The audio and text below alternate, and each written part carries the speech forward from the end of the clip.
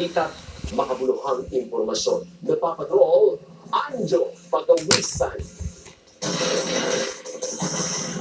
Impormasyong kapaki-pakilapang ang hanap ng sari-sari store owner na si Kaloy at ng housewife na si Nene.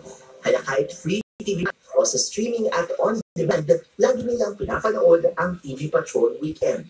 Pagtaas ng piling, pagbaba, lalo na sa mga piling ngayon, masyado mataas.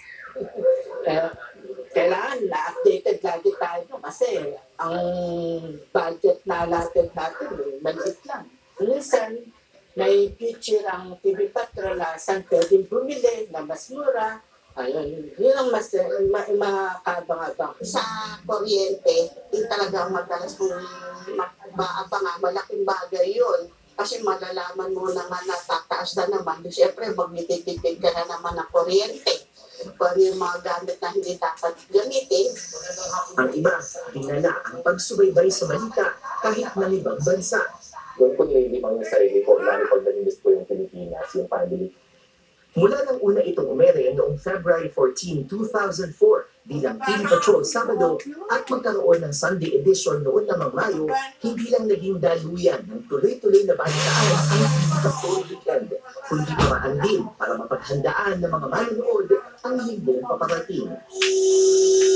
Kapit na mga respeto ng kusina sa petrolyo. Lahat ito sa kabila ng dagdag na hamon ng pagkalap ng balita tuwing weekend, gaya ng mas maliit na news team, pati ang mas maaga at mas siksik na balitaan.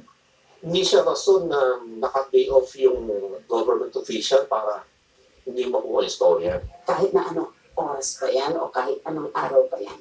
Nandun tayo to deliver what they need to know.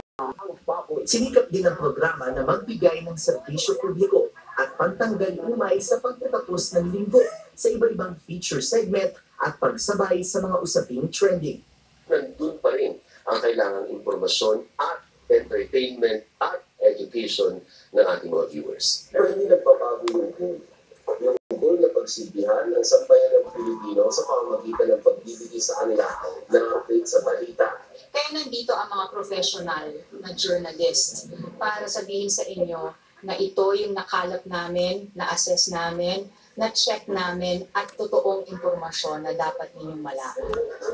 Isang nagpapatuloy na pangako sa mga kapamilyang hindi rin bumitaw sa ngayon pinakamatagal na weekend newscast sa Pilipinas. Nagpapanita ang nag-iipon sa inyo saan man sa mundo. Anjo Pagawisan, ABS-CBN News.